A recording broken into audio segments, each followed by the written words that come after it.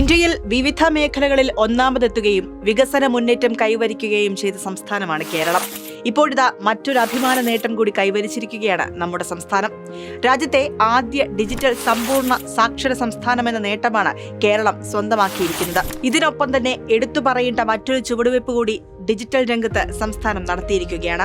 അത് വിവിധ OTT പ്ലാറ്റ്ഫോമുകളും 350-ൽ കൂടുതൽ ഡിജിറ്റൽ TV ചാനലുകളും കെ-ഫോൺ കണക്ഷനോടൊപ്പം ഇനി ലഭ്യമാകും എന്നതാണ്.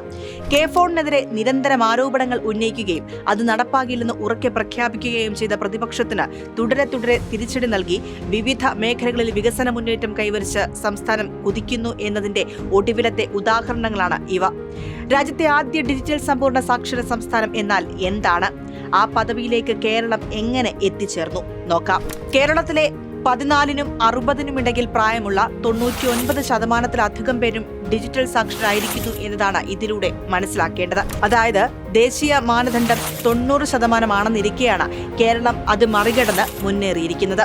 2022-ൽ തുടക്കമിട്ട DG കേരളം പദ്ധതിയിലൂടെയാണ് കേരളം സമ്പൂർണ്ണ ഡിജിറ്റൽ സാക്ഷര സംസ്ഥാനമായത്. തദ്ദേശ സ്ഥാപനം വഴിയുള്ള മുഴുവൻ സേവനങ്ങളും ഓൺലൈൻ വഴിയാക്കിയതിന്റെ ഭാഗമായി അത് നേടാൻ എല്ലാവരെയും പ്രാപ്തരാക്കണമെന്ന കാഴ്ചപ്പാടിലാണ് DG കേരളം ആവിഷ്കരിച്ചത്.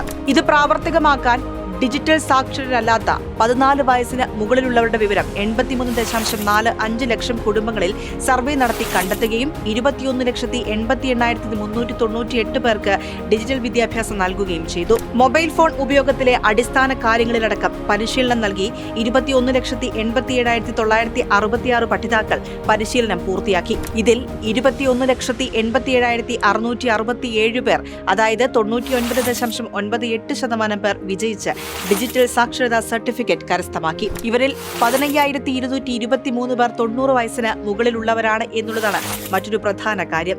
വളരെ സുദീർഘമായതും ആഴത്തിലുള്ളതുമായ ഈ പ്രക്രിയ നടപ്പാക്കിയത് തദ്ദേശ വകുപ്പ് ജില്ലാ ജോയിന്റ് ഡയറക്ടർമാരെ ഉപയോഗിച്ചും എക്കണോമിക് ആൻഡ് സ്റ്റാറ്റിസ്റ്റിക്കൽ വകുപ്പ് മുഖേനയുമാണ്. അതായത് കൃത്യമായ രീതിയിൽ സുതാര്യത ഉറപ്പാക്കിയാണ് കേരളം ഡിജിറ്റൽ സാക്ഷരത കൈവരിച്ചതെന്ന് അഭിമാനത്തോടെ പറയാൻ സാധിക്കും.